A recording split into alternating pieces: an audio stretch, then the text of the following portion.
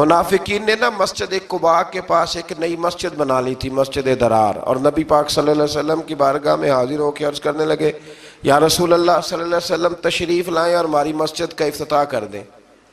قرآن مجید پڑھ رہا ہوں، سورہ توبہ آیت نمبر 107۔ تو یہ جو لفظ میں اور آپ بول دیتے ہیں مسجد ہی ہے نا جی، مسجد ہی ہے نا، مولانا آپ مسجد سے روک رہے ہیں، مسجد ہی تو ہے۔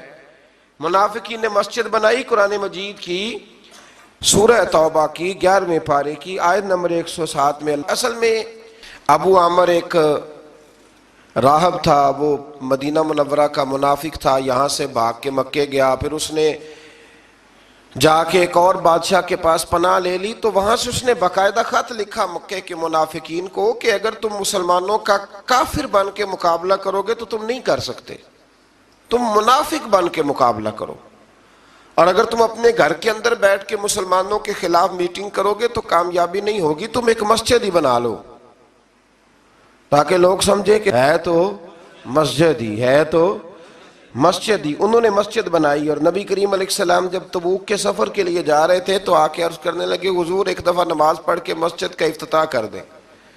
تو حضور نے فرمایا میں واپس آؤں گا تمہیں بتاؤں گا کیا کرنا ہے۔ حضور واپس آئے تو پھر حاضر ہوئے، حضور افتتاح کر دیں، تو حضور نے فرمایا کرتے ہیں تمہاری مسجد کا افتتاح۔ حضور نے مولا علی شیر خدا رضی اللہ تعالیٰ عنہ اور کچھ اور صحابہ کی ڈیوٹی لگائی، کہا ذرا مسجد کا افتتاح تو کرو، گویا افتتاح تو کرو۔ وہ افتتاح کرنے گئے تو پہلے مسجد کو گرایا، پھر اس کی بنیادوں کو اکھیڑا، اور پھر اس کی بنیادوں کے اندر آگ جلائی، آگ جلائی۔ فرمایا یہ مسجد نہیں، یہ مسجد درار ہے، تفریق ڈالنے کے لیے بنائی گئی۔ قرآن مجید نے کہا مسجد درار کا ذکر ہے، منافقین نے ابو عامر راہب کی سازش یہ مسجد بنائی تھی، اور حضور صلی اللہ علیہ وسلم کو اس میں نماز پڑھنے کی دعوت دی تاکہ یہ مستند ہو جائے، لیکن اللہ تعالیٰ نے نبی پاک صلی اللہ علیہ وسلم کو اس میں نماز پڑھنے سے منع فرمایا اور بتایا کہ اس مقصد کے مقاصد یہ ہیں۔